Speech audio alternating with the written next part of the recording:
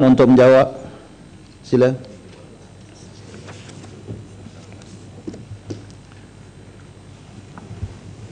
Tan Sri Ketua, pendahulu saya mengucapkan banyak terima kasih kepada ahli-ahli yang berhormat yang dalam perbahasan Titah Ucapan Seri Paduka Baginda Tuan Agong telah menyentuh mengenai perkara-perkara di bawah urusan Kementerian Kewangan.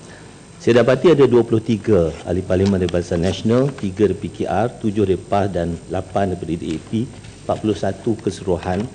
Saya mohon izin Datuk Tan Sri Yang Ketua, saya tak perlu sebut satu persatu kerana itu makan masa. Ada beberapa isu yang dibangkitkan dan saya mohon memberi penjelasan. Pertama tentang kedudukan ekonomi.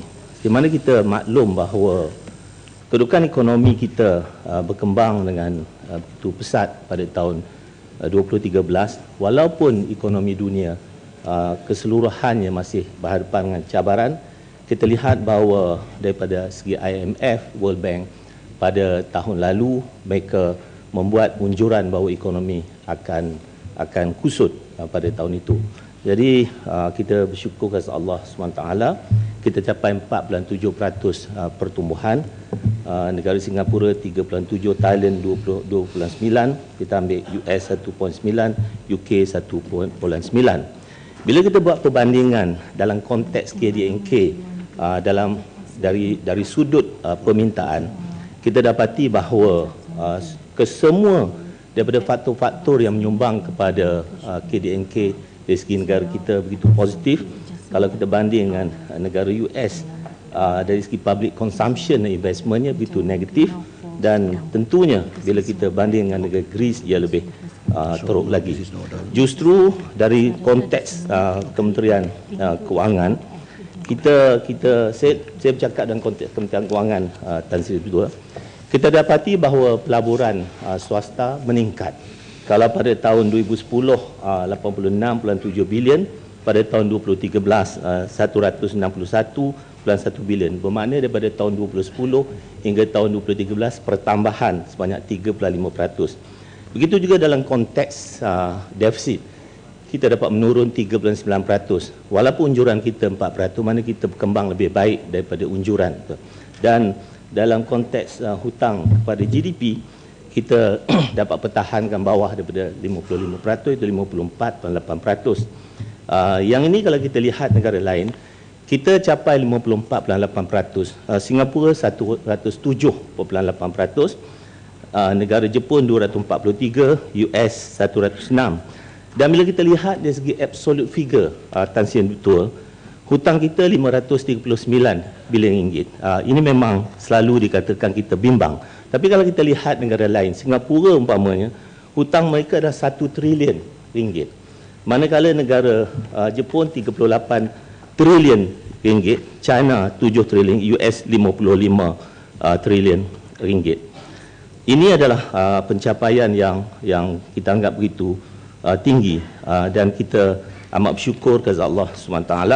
Saya bersetuju dengan pandangan Yang Amat Jasin bahawa pada tahun 2014 unjuran kita mestilah 5%, dan saya percaya beliau telah membaca berbagai artikel daripada Kementerian Kewangan, daripada Bank Negara, badan-badan profesional dan juga badan-badan luar, bahawa pada tahun hadapan, pada tahun ini kita jangka bahawa kita akan capai pertumbuhan antara 5 hingga 5.5%. Isu kedua yang dibangkitkan Tan Sri itu adalah berkenai dengan 1MDB, di mana kita maklum bahawa 1MDB adalah sebuah syarikat milik Kementerian Kewangan, MKD, dipanggil MKD. Dari segi objektifnya, pada masa ini kita tumpu pada dua sektor. Dua sektor strategi, satu sektor energi dan satu lagi sektor hartanah. Dalam konteks sektor strategi, sektor energi, pelaburannya adalah 12 bilion ringgit. Kemudian antara yang kita mahu 1MDB laksanakan adalah untuk mendapat joint venture dalam konteks G2G. Yang ini kalau pihak swasta, ia agak sukar untuk membolehinya. Dan kita juga lihat bahawa 1MDB mainkan peranan begitu besar dalam konteks CSR. Kita tahu mereka telah berbelanja lebih daripada 400 juta ringgit. Sebenarnya CSR ni dalam konteks abad ke-21. Kalau kita pergi ke World Economic Forum, isu creative capitalism dibangkitkan termasuk oleh Bill Gates yang sampai bila bercakap dalam World Economic Forum kemudian buat buku. Kenapa? Di dalam permintaan sekarang dengan pelbagai cabaran yang dihadapi dalam konteks creative capitalism, syarikat-syarikat swasta mereka melaksanakan projek-projek mereka mendapat keuntungan, diharap di keuntungan itu dapat buat CSR di negara lain, pemberian komputer dan sebagainya. Dalam konteks 1MDB ni kita mahu ia ke arah itu supaya ia dapat menggalakkan syarikat-syarikat swasta nanti supaya terlibat dalam CSR. Saya lihat dari segi 1MDB, salah satu projek yang dibuat adalah rumah arau. Ini Tan Sri yang Ketua di Sarawak. Bila di Sarawak, rumah panjang dengan sekolah jauh. Jadi untuk pergi ke sekolah, sekolah akan banner macam pondok supaya pelajar pergi ke situ duduk sampai hujung minggu. Kemudian ibu akan ikut untuk siapkan makanan dan sebagainya. Dan didapati bahawa rumah-rumah ni begitu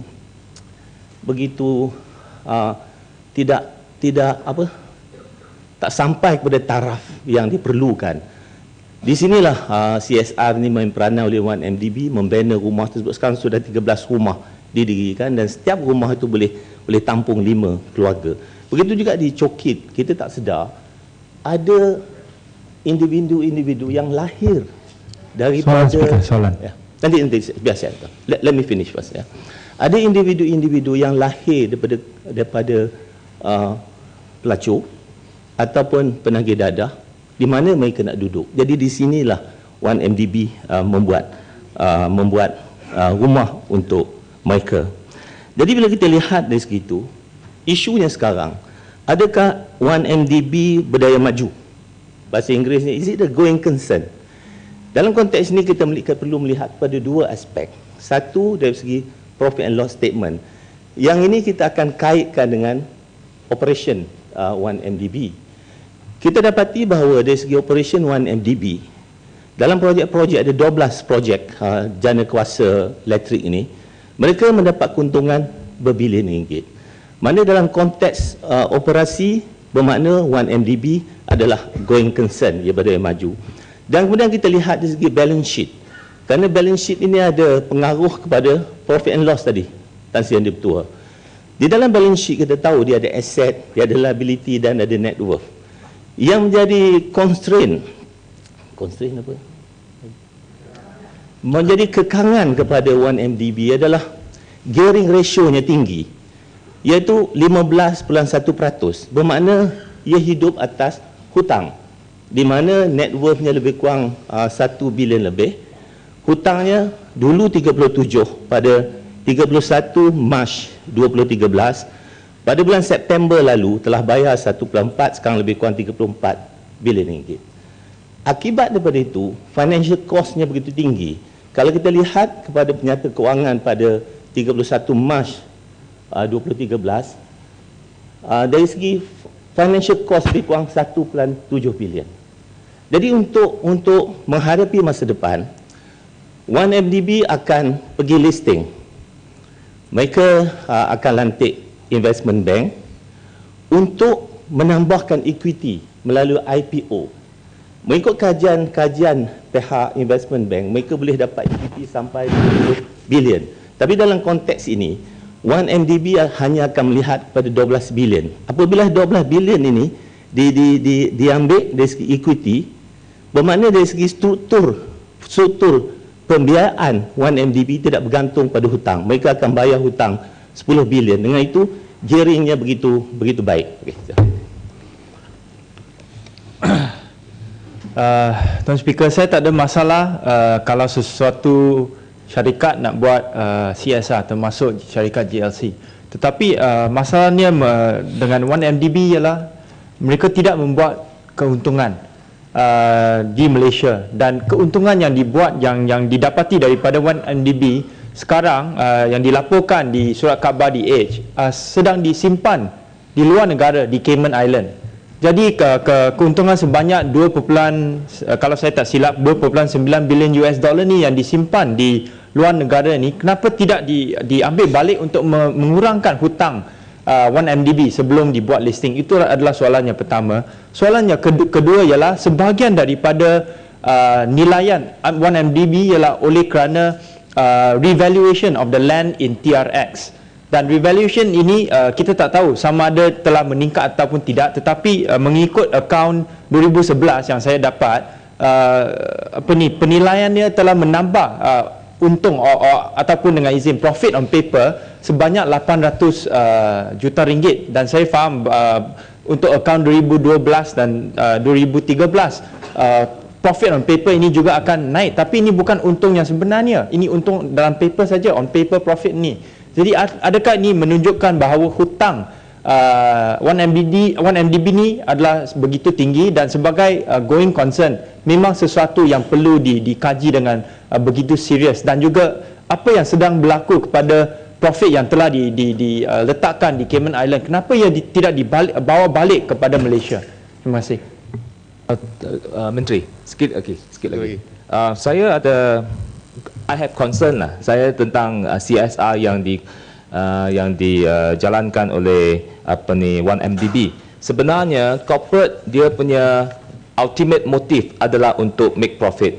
Okey. Tapi saya tidak pertikaikan dia nak bagi berapa duit kepada Sabah Sarawak untuk bina sekolah dan sebagainya. Tapi saya punya concern adalah kerajaan. Kenapa kerajaan bagi tanah kepada 1MDB pada RM105 per square feet, tetapi sekarang MDB dia telah menjualkan tanah mereka pada RM3,500 per square feet. Ini keuntungan yang amat terlalu banyak, terlalu besar.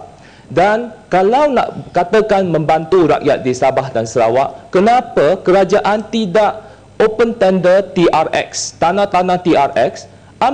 Kalau open tender, kita jual pada katakan RM2,000 satu square feet, pakailah, gunalah wang tersebut untuk membantu rakyat Sabah dan Sarawak. Kenapa kita kena bagi 1MDB yang menggunakan pelbagai dangerous dangerous monetary game, ya, yang sekarang yang hutang yang terlalu tinggi, dan menyebabkan sekarang terpaksa kita jual tanah kerajaan yang begitu prime land kepada mereka pada kadar yang begitu rendah. Sepatutnya kerajaan patut jual tanah prime land pada kadar yang lebih tinggi dan ambil duit tersebut bantu rakyat. Ini adalah tanggungjawab rakyat, tanggungjawab kerajaan. Tanggungjawab kerajaan bukan membantu syarikat-syarikat seperti 1MDB. Terima kasih Ketua. Pertama, mengenai dengan isu Cayman Island ini telah saya sentuh dalam perbahasan lalu. Duit ini adalah dari keuntungan daripada Saudi Petrol. Dimasukkan ke situ untuk pelaburan sebagai transit, ya, kita ingat sebagai transit, kerana 1MDB terlibat dalam berbagai bidding masa itu untuk sektor energi, sektor energi. Ya. Jadi apabila dapat bidding tu nanti, mereka akan pindahkan. Dalam konteks ini, pihak 1MDB telah dapat projek 3B yang nak buat di Jemah itu.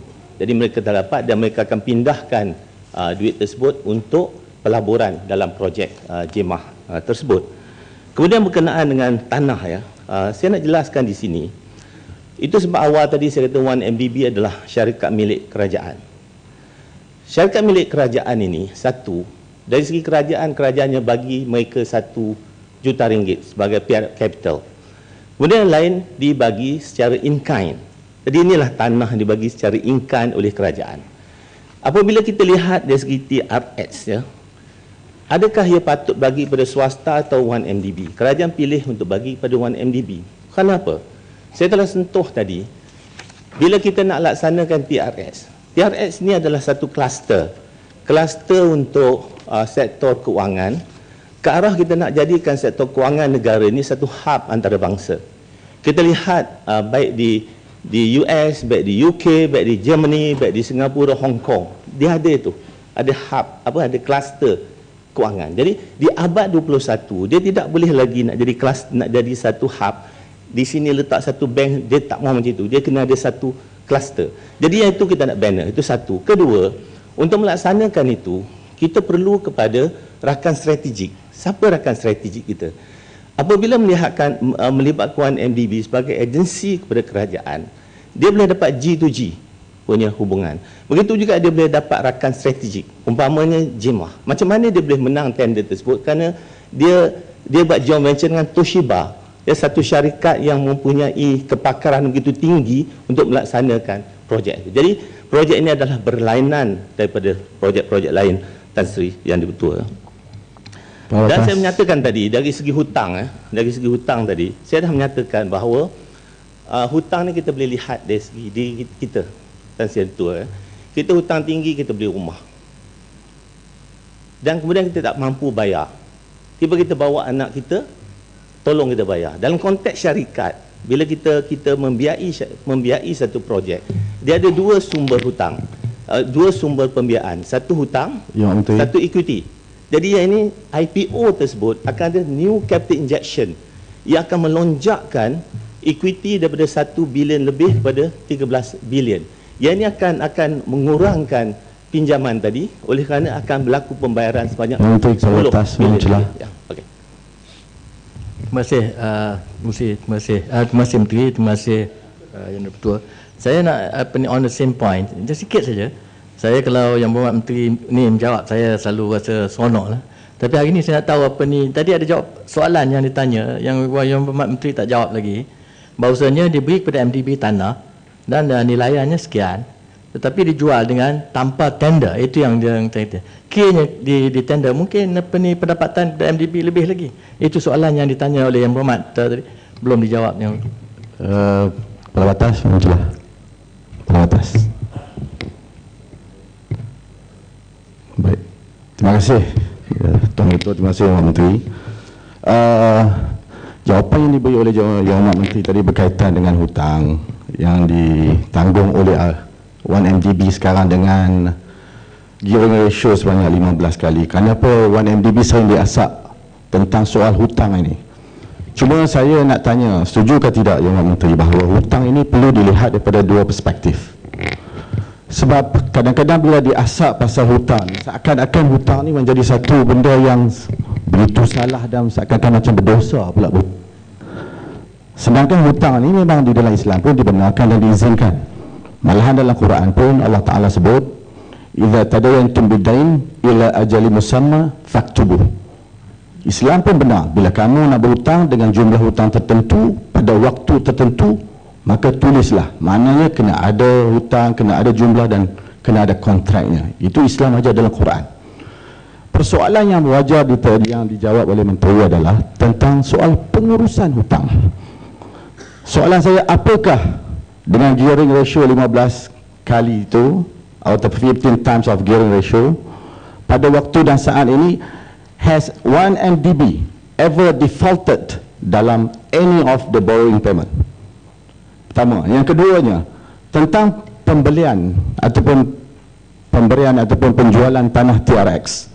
Apakah pihak kerajaan melihat dengan penjualan yang diberi kepada 1MDB dengan harga yang dikatakan jauh lebih rendah daripada market price, bertujuan untuk dilihat secara multiplier effects, bukan hanya pada soal real estate play, mana jual dan beli sahaja semata-mata, keuntungannya hanya bersifat sementara, tetapi nak melihat secara multiplier effect, a spin-off effect untuk jangka masa yang lebih panjang. Terima kasih.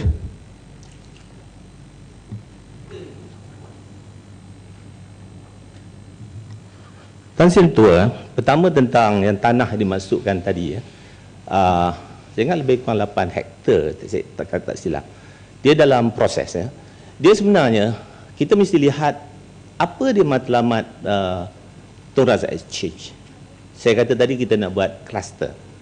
Bila kita kata kluster tu, apa kita nak buat? Kita akan banner bangunan dan akan disewa. Ada juga syarikat-syarikat yang dia mau buat bangunan dia sendiri. Jadi ini berbeza dari segi kita buat tender, pasal kita nak melahirkan satu kluster kewangan untuk jadi multiplier effect seperti kata yang Muhammad tadi, untuk jadi financial hub. Itu dia Tan Sri Ketua. Kedua yang Muhammad menyatakan tentang hutang tadi, saya menyatakan kalau kita lihat sekarang ni, kata kita lihat pada tahun 2013, dia punya year end 31 Mac 2013 ya. Hutang pada masa itu 36.25 bilion keseluruhannya. Pada bulan September 2013, mana terkeluar daripada financial year end 31 Mac, mana akan masuk dalam financial year end 31 Mac 2014, dia berupaya bayar 1.4 bilion. Jadi hutang yang masih berbaki adalah 34.85 bilion. Jadi bermakna bukan saja ia tidak pernah default, tapi kemampuannya untuk membayar hutang tersebut. Dan saya menyatakan tadi, apabila kita buat restructuring dari segi financing, ada bahagian hutang, bahagian equity injection, net worth dipanggil. Jadi apabila kita buat IPO nanti, ya, IPO ni akan melonjakkan bahagian net worth. Bila kita kata gearing nanti akan turun kepada 2%, dan ini akan terlibat pembayaran sebanyak 10 bilion ringgit. Dato' Yang Ketua, GST salah satu isu lagi. GST ni kita telah bincang banyak kali ya. Antara perkara yang dibangkitkan tentang GST ni yang selalu menjadi isu kekhawatiran kepada ahli parlimen adalah, ataupun kepada rakyat sekali lah, adalah berkenaan dengan kos yang dikatakan akan lebih tinggi. Pertama sekali, kita akan menggantikan sales service tax dengan GST. Ini berbeza dengan Singapura. Singapura bila memperkenalkan GST, itu adalah cukai baru. Dan apabila ada 160 buah negara telah melaksanakan GST, kita membuat penilaian dan kajian semua. Dan selepas daripada itu kita kaji pula secara terperinci dari segi kesannya kepada CPI. Dan kita kata bahawa kesan kepada CPI adalah 1.8%, dan kita mesti ingat 1.8% bukan melibatkan semua produk, kerana ada produk essential tersebut yang langsung zero rated dari segi GST. Kedua, kita buat penilaian secara lebih mendalam lagi sampai kita lihat dari segi sektor perumahan, banyak mana kesan dia. Kita bawa sektor kesihatan ya, kita sampai kepada peringkat dialysis center, cesarean birth, orthopedic. Kita lihat berapa. Kerana ada sebenarnya individu kadang-kadang tidak tahu bahawa sekarang sebenarnya mereka membayar cukai, sales and service tax. Seolah-olah sekarang ni kosong, bila di GST dikenakan maka akan tinggi kenaikan harga tersebut. Dan kita telah buat kajian tersebut dan kita berani memberi perakuan bahawa kenaikan itu tidak akan tinggi atau setengahnya langsung tidak ada kenaikan. Umpamanya dari segi dialysis center, kita dapati bahawa kosnya akan jadi lebih murah. Kerana setengah daripada produk yang dibeli, item yang dibeli adalah pada 10%, manakala bawah GST dia jadi 6%.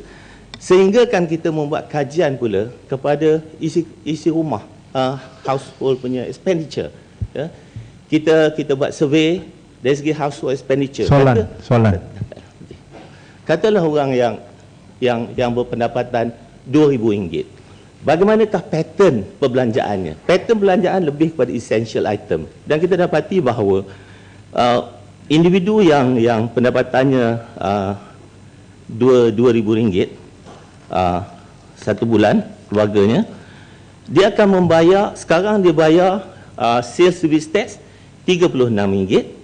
Bila kita kenakan GST, ada harga-harga yang naik sikit, dia akan bayar RM51 satu bulan.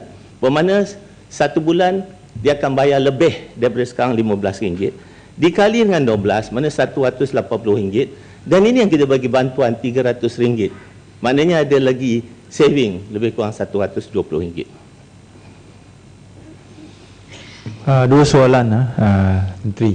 Soalan yang pertama ialah adakah Menteri sedar bahawa di bawah senarai barang-barang yang dikecualikan daripada cukai jualan ataupun sales tax ni adalah jauh lebih banyak daripada barang-barang yang dikecualikan daripada cukai GST. Saya telah membuat kajian bahawa lebih kurang 250 muka surat barang-barangan yang dikecualikan daripada cukai jualan, tetapi di bawah cukai GST hanya 21 muka surat saja yang ada di mana barang-barang disenaraikan yang dikecualikan. Soalan yang kedua ialah bertentangan dengan analisis kajian yang dibuat oleh kementerian. Adakah kementerian membuat kajian secara statik di mana kalau sesebuah barangan itu dikurangkan dari segi cukai jualan 10% kepada GST 6%, adakah ini bermakna bahawa mana-mana syarikat ataupun kedai yang menjual barangan ini akan pass the savings kepada consumer? Saya rasa sebagai seorang peniaga, memang dia ada kemungkinan yang besar dia akan ambil the difference between sales tax and the GST dan menyerapnya dan ambil sebagai keuntungan sendiri dan tidak akan pass down kepada consumer. Jadi adakah kementerian ada buat kajian seperti itu? Terima kasih. Ya, Menteri, ya, ada berkaitan sikit. Terima kasih. Saya Tan Sri yang di-Ketua. Menteri, saya ingin tahu tentang kajian dari kementerian. Bagaimana dengan kesedaran di antara perniagaan utama dan SME, kerana masih ada banyak keraguan yang termasuk apa yang disuarakan oleh Yang Amat tadi sedang, iaitu soalan yang kedua, iaitu memang terdapat perbezaan yang besar tentang barang-barang yang dikecuali jika ada dari sales tax dan juga dari GST. Bagaimana dengan kesedaran? Saya nampak ini memang kemungkinan kita perlukan masa lebih panjang untuk SME yang menyediakan sendiri untuk menghadapi pelaksanaan GST. Terima kasih. Boleh satu lagi GST. Ya. Terima kasih Yang Berhormat Menteri. Tadi Yang Berhormat Menteri kata bahawa ada sesetengah orang mungkin dapat menjimatkan perbelanjaannya daripada selepas pengenaan itu pelaksanaan GST. Tapi mengikut apa yang dikatakan oleh Ketua Setiausaha daripada Kewangan, Kementerian Kewangan, kalau kita berbanding dengan kutipan pendapatan kerajaan di bawah sistem sekarang, iaitu cukai jualan dengan sistem GST, dalam 1 tahun kerajaan akan mengutip lebih 11 bilion dalam 1 tahun selepas pelaksanaan GST.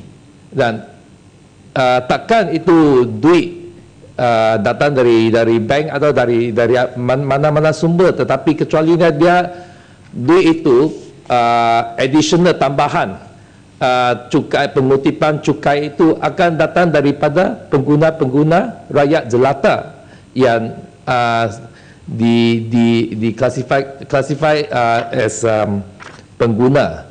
Bukankah ini satu beban yang berat ke atas rakyat jelata? 11 bilion tambahan pengutipan pendapatan untuk kerajaan yang datang daripada rakyat. Dan itu boleh sekali ya. Ya, sila. Mak, ini tentang GST. Apakah kementerian tidak berhasrat untuk menyenaraikan semua barang-barang keperluan harian mereka-mereka yang pendapatan 3,000 dan 2,000 ke bawah? Sebab perkara ini telah dipolitisasikan di bawah dan rakyat senantiasa dibelenggu oleh kebimbangan dan keraguan. Jadi dengan adanya mungkin penyenarai, kita mungkin panggillah seluruh rakyat jelata, apa keperluan harian mereka setiap hari di kampung-kampung, di bandar-bandar, di pekan-pekan, dan apabila mungkin 200 300 jenis barang keperluan harian rakyat, inilah yang kita kecualikan daripada GST. Dan dengan ini mungkin tidak perlulah kita membuat roadshow tentang GST, tetapi rakyat paham bahawa niat murni kerajaan itu untuk membantu meringankan beban rakyat. Terima kasih. Dan betul. Pertama berkenaan dengan dikecualikan ya. Saya ingin jelaskan di sini ya. Pada peringkat ini kita belum boleh mengeluarkan order. Mana belum keluarkan order, maknanya list produk itu belum lagi masuk dalam order tersebut. Untuk makluman yang berhormat ya, kita ada 950 lebih kurang basket of goods.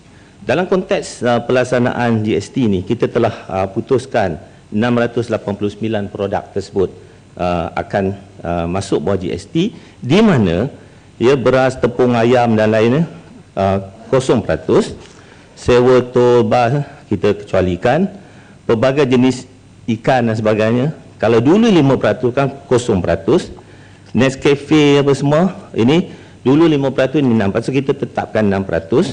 Kemudian restoran 6%, kemudian minuman berkarbonat dan sebagainya daripada 10, 6%. Yang ini paling besar, dia ada 273 produk. Kalau dulu 10%, sekarang dia jadi 6%. Ini termasuklah kereta kita bayar cukai jualan sekarang 10%, sekarang dia akan jadi 6%. Kemudian ada 255 produk yang sekarang ni masih dalam kajian kita, sejauh mana ia akan dilaksanakan ataupun tidak. Kemudian berkenaan dengan isu ya, sama saja Yang Berhormat Kuching dan Yang Berhormat Seremban ya? Serdang ya. Isu yang sama ya. Dalam satu yang sedang tadi bercakap tentang kesedaran. Jadi ini kita akan teruskan. Kita terima hakikat bahawa sehingga ini kita telah menemui hampir 300,000 badan-badan NGO, SME dan sebagainya, dan kita akan teruskan. Kita ada jawatankuasa pemantauan atau pelaksanaan. Selepas saja GST ini dipersetujui, aktanya dilulus, kita akan all out melaksanakan tugas yang dinyatakan. Berkenaan dengan penjimatan tadi ya, GST, betul kata Yang Berhormat, akan ada pertambahan. Pada tahun 2015, oleh kerana kita adakan GST ini pada suku tahun kedua, dan pada masa itu berbagai insentif kita bagi. Pada tahun itu kita akan dapat pertambahan 3 bilion lebih. Pada tahun seterusnya 9 bilion lebih. Bagaimanakah kita nak capai itu? Satu, kita kena lihat dari segi efisiensi ya. Dalam konteks sales and service tax, kita tahu daripada supplier kepada manufacturer, kepada pemborong, kepada retailer, kepada consumer. Di bawah sistem sekarang sales tax dikenakan pada peringkat manufacturer. Katalah kena 10%. Bermakna bahawa 10% telah difaktorkan di peringkat manufacturer. Bila manufacturer jual kepada pemborong, dia dah faktorkan kos produk, dia punya margin, sales tax. Pemborong dari segi dia punya base revenue, base cost dia akan masuk cukai jualan daripada manufacturer tadi. Dan ini akan dibawa sampai kepada consumer. Jadi akhirnya consumer bayar RM120 lah kita kata. Kerajaan kutip cukai hanya kecil saja. Tapi dalam sistem ini, daripada supplier pergi manufacturer, dia kena cukai. Manufacturer boleh refund. Kemudian daripada manufacturer pergi ke boleh refund. Jadi akhirnya harganya mungkin sama, tetapi cukai yang dikutip oleh kerajaan lebih tinggi. Itu satu. Kedua, konsep compliance. Bila compliance, mana-mana syarikat yang tidak berdaftar, mereka tidak akan dapat refund ini. Dia tidak merugikan, ia akan merugikan syarikat. Jadi dari segi compliance kita percaya, kalau sekarang kita punya SME ada lebih kurang hampir 200,000 syarikat, kita percaya mereka akan mendaftar kerana ini menguntungkan mereka. Dan ketiganya, kita kena terima hakikat, ekonomi kita akan capai pertumbuhan. Bila capai pertumbuhan, bermakna revenue akan bertambah. Kemudian Yang Berhormat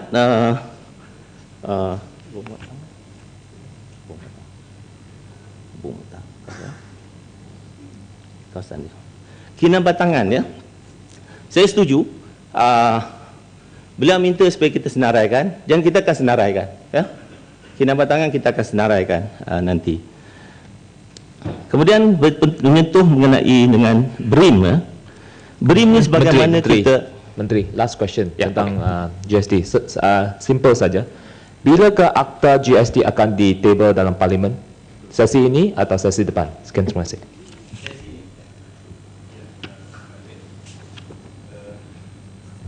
Saya tertarik dengan penjelasan Menteri tadi. Datuk Speaker, disebut bahawa harga barang mungkin sama, tapi cukai yang diperolehi oleh kerajaan adalah lebih. Saya tak dapat compute benda tu. Macam mana kalau cukai yang dikutip itu bertambah, harga barang tu kekal sama?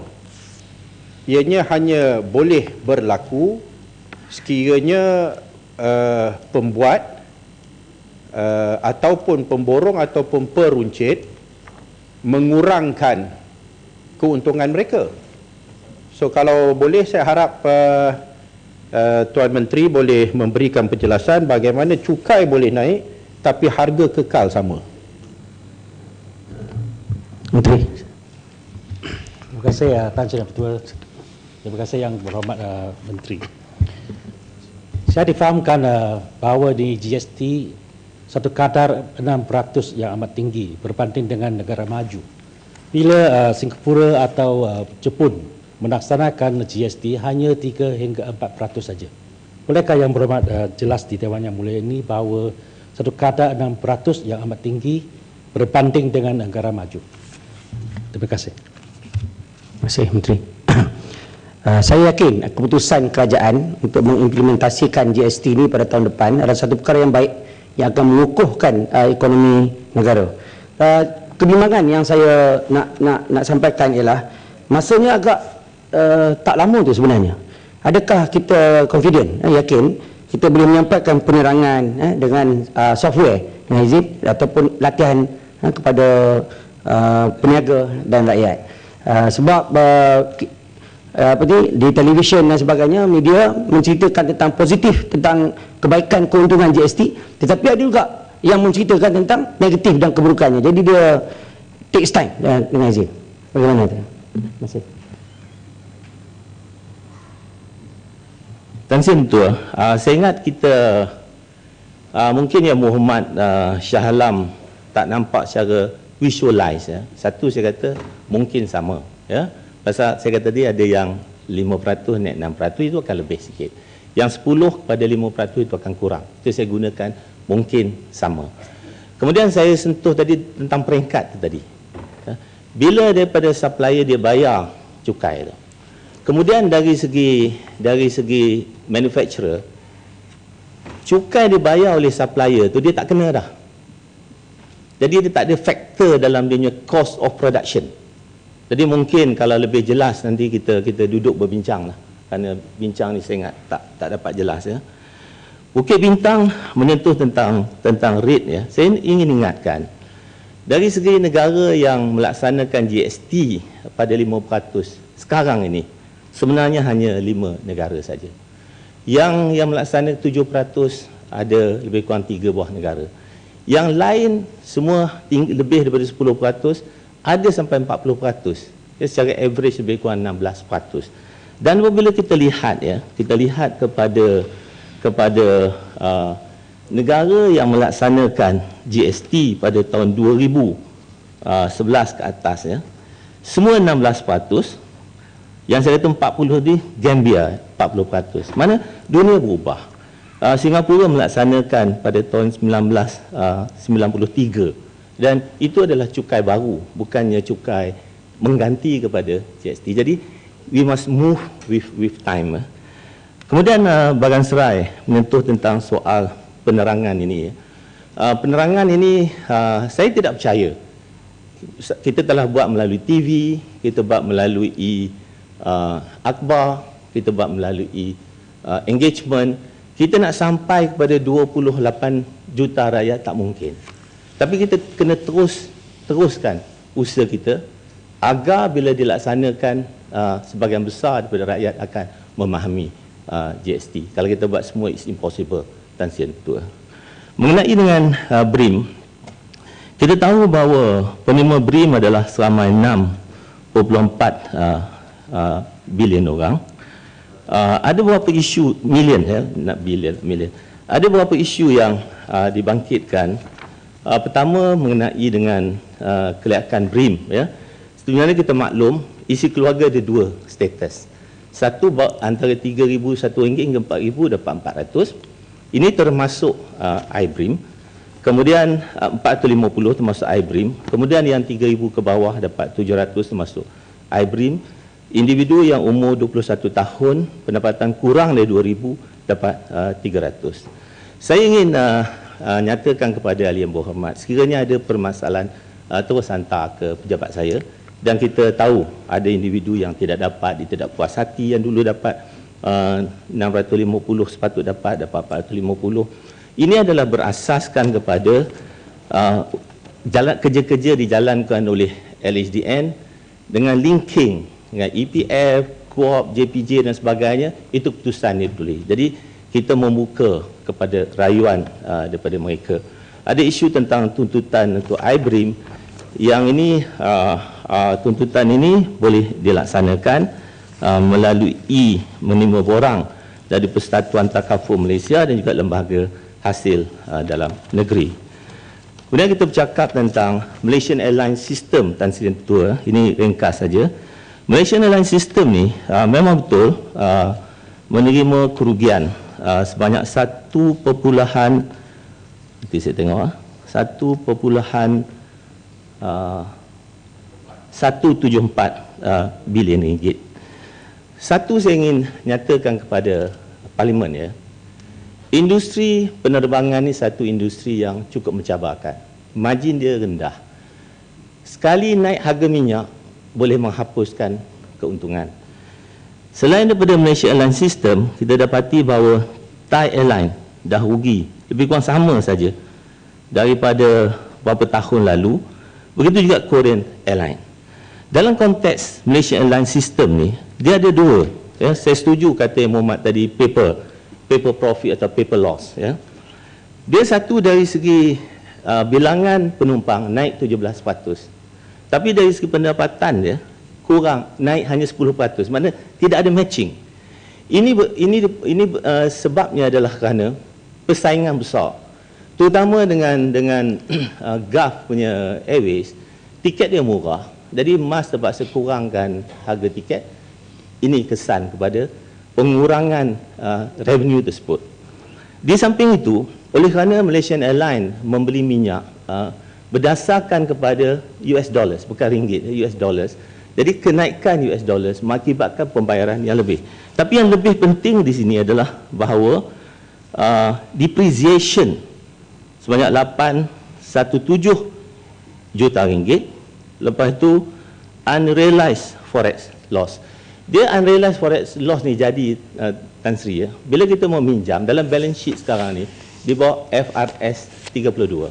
Dulu FRS 22, 29 sekarang 32. Syarikat mesti mempamerkan figure dia berasaskan kepada market price. Jadi bila hutang tersebut sebenarnya book value-nya dari segi value-nya sebanyak A katakan, dengan dia buat current based on current price, bila naik US dollar sedikit, ini menyejaskan sebanyak 194 million. Jadi di sini saja lebih kurang hampir 1 bilion berpunca daripada book loss, not actual loss. Kemudian kita pergi kepada Menteri Terlaluan. Ya. Terima kasih Tan Sri. Lama tak jumpa, Tan Sri rindu pula. Menteri, walaupun maklumat dan juga penerangan daripada Menteri Kewangan berkenaan dengan kerugian yang dialami oleh MAS itu, saya ingin menegaskan bahawa tidak boleh secara totalnya maklumat yang saya terima menyalahkan pekerja atas manpower yang sebegitu, kerana mengikut laporan yang saya terima, manpower itu sendiri pun kalau dilihat daripada pendapatan mereka sebagai pramugari 10 tahun kerja baru 1,100, allowance flight yang dia orang terima baru RM8, setakat Air Asia RM35, Fireflight RM30. Jadi saya tidak bersetuju kalau sekiranya loss itu diberikan beban kepada pekerja seperti mana yang Menteri cakap tadi, tetapi yang lebih fokus ialah urus tadbir itu sendiri, mengawal selia tentang pendapatan dan juga perbelanjaan atas emas itu. Dan saya nak tegaskan bahawa ini maklumat yang saya terima bahawa mereka hendak mengurangkan manpower atas kerugian yang berlaku, dan ini tidak boleh berlaku. Saya harap Menteri Kewangan dapat sedikit sebanyak menegur pengurusan pentadbiran yang saya kira terlalu banyak pemborosan berlaku dalam proses pentadbiran itu sendiri. Mohon Menteri atas penjelasan ini. Terima kasih. Menteri, ada satu juga berkenaan dengan tentang cara urus tadbir di MAS. Kalau kita pandang setelah MAS menyertai loyalty program bersama The One World, saya dapati penerbangan load factor di domestik dan juga di antarabangsa telah meningkat. Itu merupakan revenue per seat available itu sudah meningkat. Adakah Menteri bersetuju bahawa banyak lagi item-item dalam cost operational dapat dikaji semula, umpamanya Brahim Catering yang diberikan kontrak yang berlanjutan tahun itu, sama ada dalam penerbangan domestik hidangan refreshment tu bagi setiap penumpang sebanyak RM27 walaupun secawan minuman jus dan juga kacang. Tetapi kalau di penerbangan rantauan, bagi satu hidangan nasi lemak, harga yang di-charge oleh Brahim Catering itu sebanyak RM120. Kalau silap, sila perbetulkan saya. Terima kasih. Menteri. Kepung dulu.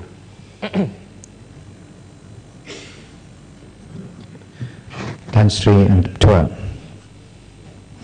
Yang Berhormat pun sedar bahawa dengan penerbangan seperti MAS ini, kos itu minyak adalah 40%. Dan seperti Yang Berhormat terangkan tadi, kalau itulah masalah kita, bagaimana Yang Berhormat anggap cara yang terbaik untuk memperbaiki keadaan emasnya, memandangkan itu syarikat-syarikat seperti Qantas pun dia menghadapi masalah yang sama dan mengambil keputusan mungkin tidak akan teruskan dengan itu syarikat. Tan Sri Yang Ketua.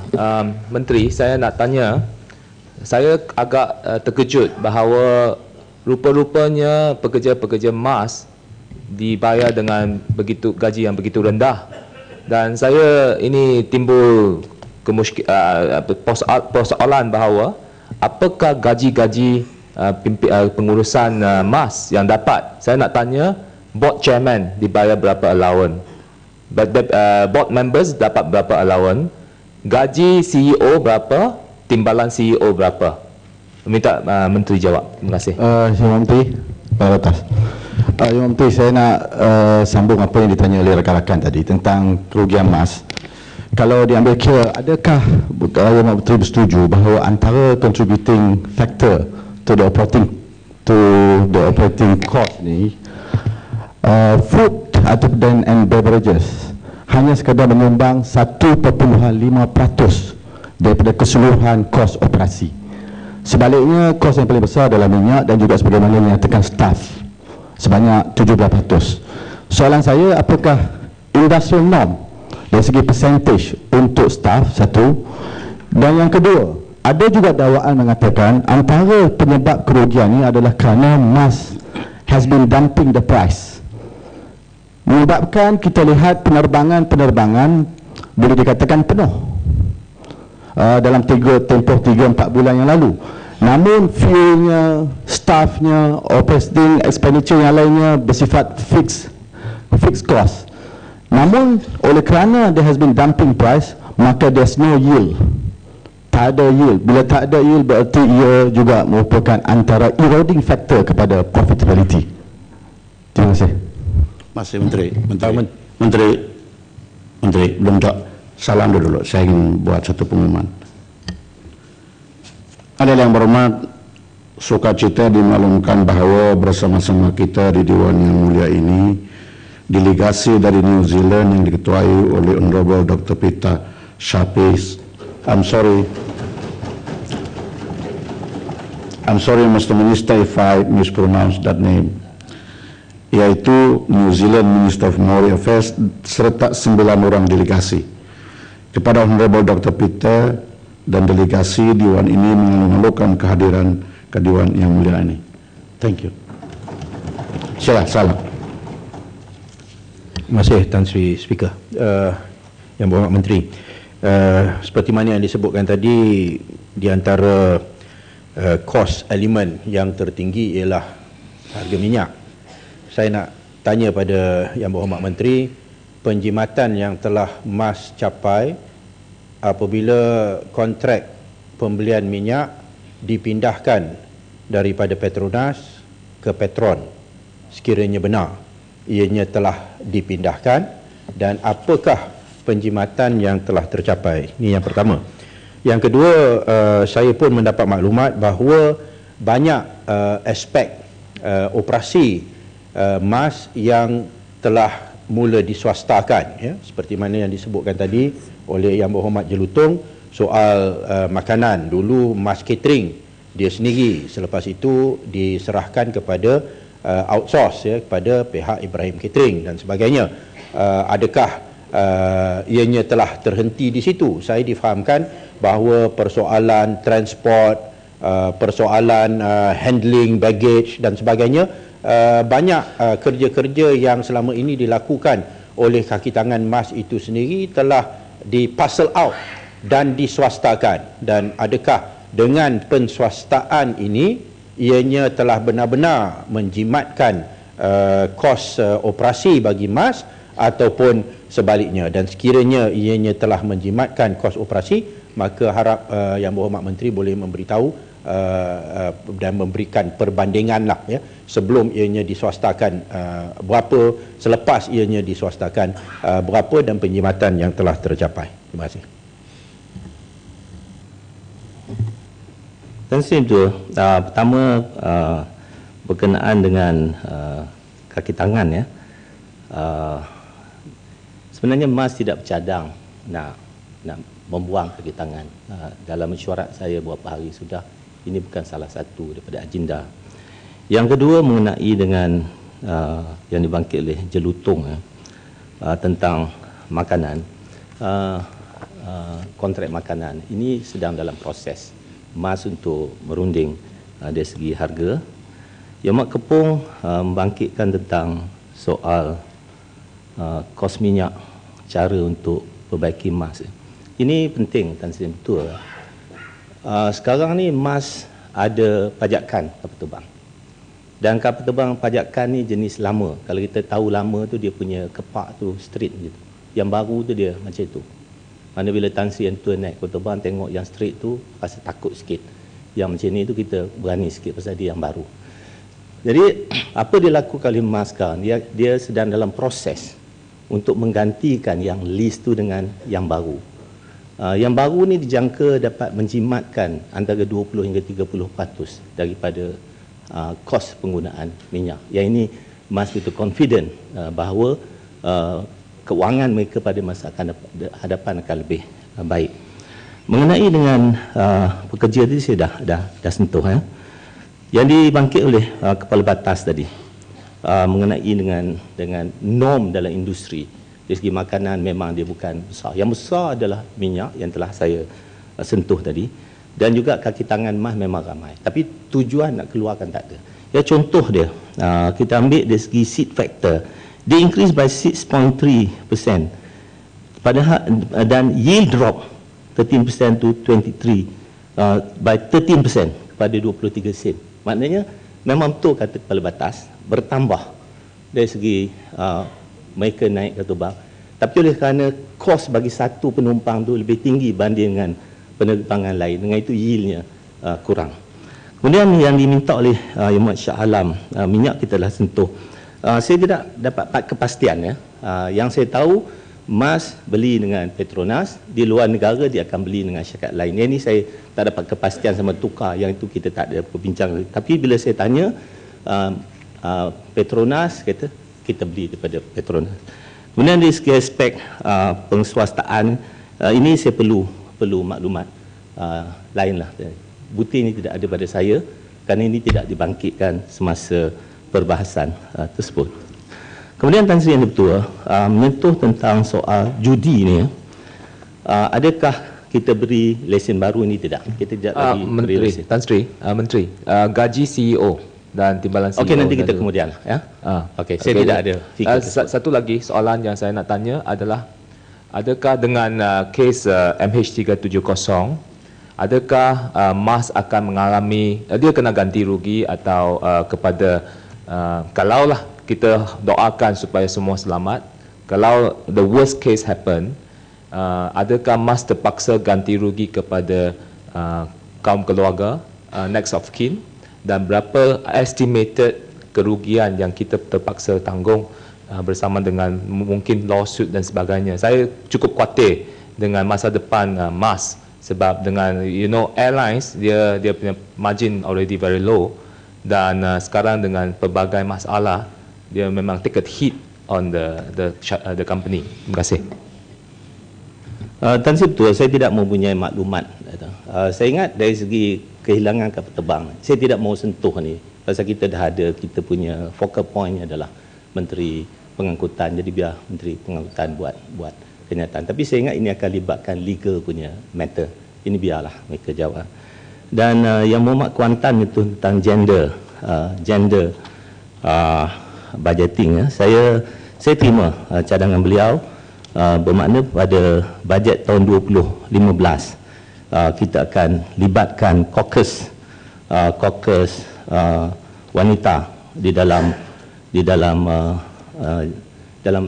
bajet consultation nanti. Itu janji saya lah. Dan kalau kita lihat dalam konteks negara kita, adakah kita memberi kelebihan pada wanita? Tidak. Kalau kita lihat dari segi bajet negara-negara, kita ambil negara-negara maju, sebenarnya mereka amat kurang mengenai dengan gender wanita. Kerana apa?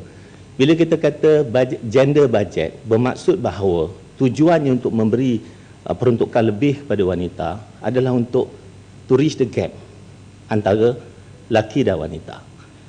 Di negara-negara membangun umpamanya, kaum wanita susah dapat pekerjaan, tak dapat masuk universiti dan persekolahan, tidak dapat healthcare. Jadi ini yang dibagi oleh kerajaan-kerajaan tersebut. Dalam konteks negara kita, kalau kita lihat dari segi universiti umpamanya, 60% wanita, yang bekerja dalam kerajaan pun wanita, maknanya tidak ada gap di situ.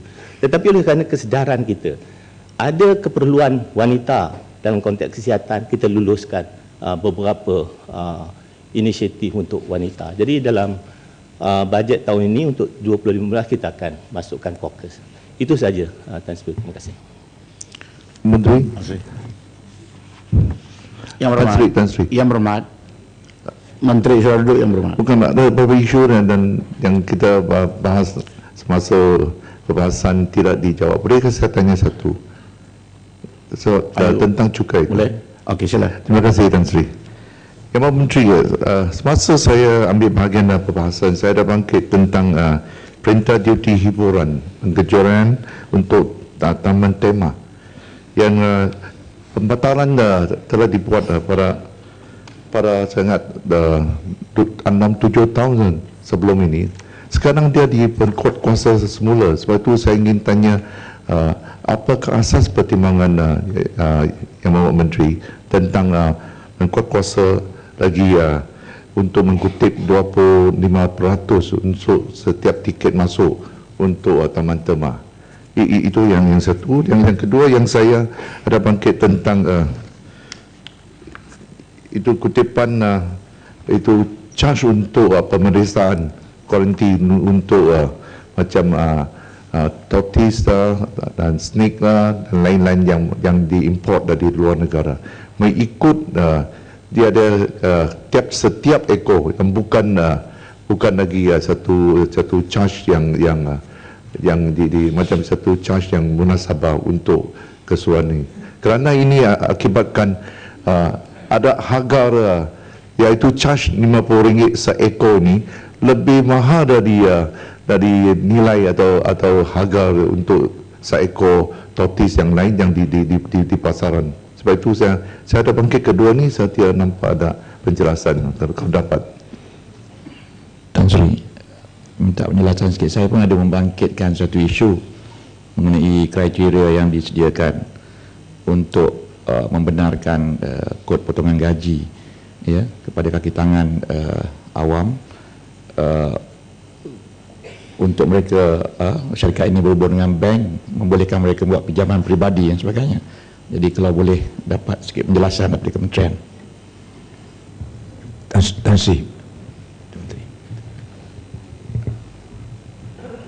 Sri, saya dah bangkit di dalam ucapan saya berkenaan dengan cukai 3% yang dikenakan kepada peniaga-peniaga plus. Setiap jualan yang dijual di mana peniaga-peniaga terpaksa membayar 3% kepada pihak plus. Jadi kita nak minta apakah bentuk cukai yang nama tadi. Dan betul, mengenai dengan cukai hiburan ni, betul cakap Ibu Ahmad, kita telah kecualikan selama lebih kurang 7 tahun dan tahun ini kita perkenalkan. Ia disebabkan dalam Majlis Kewangan Negara yang dianggoti oleh semua menteri-menteri besar. Mereka yang minta supaya kita adakan balik kerana cukai ini akan dipoli oleh kerajaan negeri. Kita tahu bahawa kerajaan negeri tidak cukup bajetnya. Kita ambil contoh macam Selangor, bajet tahunan ada 1.7 bilion. Manakala bajet yang kerajaan persekutuan bagi kepada negeri, belanja mengurus bajet 17 bilion. Jadi menyedari keadaan ini, mereka memerlukan lebih bajet, jadi kita bersetuju atas permintaan mereka. Mengenai dengan tortoise, kura-kura ni saya perlu, dan ular ni saya perlu dapat maklumat lah. Kerana ini saya pentang. Nanti I will get the information, I'll give it to you. Okay. Kemudian mengenai Menteri tentang tadi katakan itu charge 25% dengan itu tiket masuk. Itu cukai itu akan diserahkan kepada negeri ya. Dan adakah pihak Kementerian Perkajian tentang kesan-kesan terhadap pelabuh-pelabuh asing dan tempatan akibat dari kutipan 20% ini, dan bagaimana dia akan mencecaskan usaha kita tahun ini, tahun melawan Malaysia. Sebab dengan charge 25%, saya anggap banyak tiket masuk taman-taman ni akan naikkan harga untuk dia punya tiket masuk. Ini akan membebaskan pengunjung ke taman-taman ini. Terima kasih. Dan betul ya, apabila kerajaan negeri mohon dan kita buat kajian kita percaya ia tidak akan menjejaskan. Kalau harga tinggi 80 naik dalam 16 ringgit dia jadi 96, pendatang dari segi turis mereka mampu untuk membayar. Kemudian dengan cukai 3% plus tersebut, sebenarnya ini bukannya daripada kerajaan, penyemakan kita plus yang kenakan kepada mereka. Tapi ini saya perlukan maklumat lebih detail lagi, kerana saya nak tahu mekanisme adakah berasaskan kepada jualan yang dikenakan 3% ataupun berasaskan pada keuntungan. Maklumat ini perlu lagi ya. Kod potongan gaji, saya minta maaf saya bagi secara bertulis nanti. Terima kasih. Menteri, ada satu soalan lagi yang saya bangkitkan. Maaf Menteri, saya baru masuk, saya tidak tahu sama ada Menteri ada jawab tentang ini atau tidak. Ini adalah berkaitan dengan pelantikan Bank Dunia pada tahun 2011 untuk Public Expenditure Review untuk melihat meningkatkan keberkesanan dan kecekapan perbelanjaan sektor awam. Dan Bank Dunia saya tidak tahu sama ada buat apa-apa cadangan ataupun tidak, dan kalau ada apa cadangan-cadangan yang dibuat dan apakah langkah-langkah yang telah diambil oleh kerajaan untuk meningkatkan dan memantapkan pengurusan sektor awam dan perbelanjaan berkaitan hal ini. Saya tidak tahu sama ada Menteri sudah jawab tentang perkara ini atau tidak. Terima kasih. Terima kasih. Saya ini akhir ya. Kajian daripada World Bank yang kita yang sebenarnya lantik mereka, kerana dalam konteks kerajaan Malaysia kita tidak mahu syok sendiri. Bermakna kita lantik badan lain untuk membuat penilaian ke atas perbelanjaan kita, dan antara yang dicadangkan adalah konsep value for money. Value for money ini bermakna RM1 kita dapat value sampai RM1. Apa yang kita laksanakan sekarang kalau kita lihat ya, dari segi tender umpamanya kita buat tender terbuka. Dia rundingan terus hanya untuk keselamatan saja, tapi yang lain kita buat secara tender terbuka, dan ia melalui satu proses yang panjang daripada kementerian pelaksana. Dia ada tender committee, dia ada bahagian procurement untuk buat kajian, kemudian dibawa ke Kementerian Keuangan sebagai check and balance. Bahagian procurement akan buat kajian dan kemudian baru dibawa kepada satu komiti yang meluluskan. Komiti ini bermakna bahawa 4 dalam komiti, kalau dia pengurusi yang PM lah, kemudian saya sendiri, KSP dan timbalan KSP, dan dihadiri sekurang-kurang 12 pegawai yang akan buat pembentangan dan sebagainya. Malah sekarang ni Tan Sri Tua ya, dari segi pembentangan kita tidak lagi bagi kertas, kita hanya terima laporan tu melalui tab ni. Bila masuk tu kita buka baru tahu, maknanya kita tidak tahu apa langsung yang akan dibentangkan. Hasil daripada itu kita dapati bahawa sebahagian besar 80% lebih tender kita adalah bawah harga, manakala yang lain 15% dia ikut harga biasalah, ya, anggaran daripada kementerian. Malah lebih daripada itu, kita letak dalam website kita 8,700 tender itu semua ada di website. Itu sebab saya apabila ada tuduhan kata kita kroni dan sebagainya, saya hanya minta kalau kita rajin kita pergi website tengok 8,700, kita pergi satu persatu yang mana kroni, daripada kita bercakap kosong macam itu, akhir tidak datang faedah apa. Jadi ini antara yang kita laksanakan, dan kita akan laksanakan outcome based budget yang mana kita telah laksana 3 kementerian. Tahun depan kita tambah 5 dan tahun 2016 kita akan buat semua. Apa yang berlaku bahawa outcome based budget, kita telah pun mengeluarkan My Result. Melalui My Result ini kita dapat mengukur apabila kita lulus perbelanjaan, dia pergi kepada program pergi pada aktiviti, kita dapat mengukur secara spesifik dari segi performance program tersebut dan aktiviti tersebut. Dengan cara ini saya percaya bahawa perbelanjaan kita yang saya kata RM1 dapat value RM1 itu akan tercapai. Terima kasih. Masih ada yang berhormat, sebelum saya menjemput Kementerian Pendidikan untuk berhujah menjawab kepada persoalan-persoalan yang dibangkitkan oleh yang berhormat soal keterbasan, ingin saya membuat respons kepada perkara yang dibangkitkan oleh Bandar Kuching. Jadi saya tidak ada di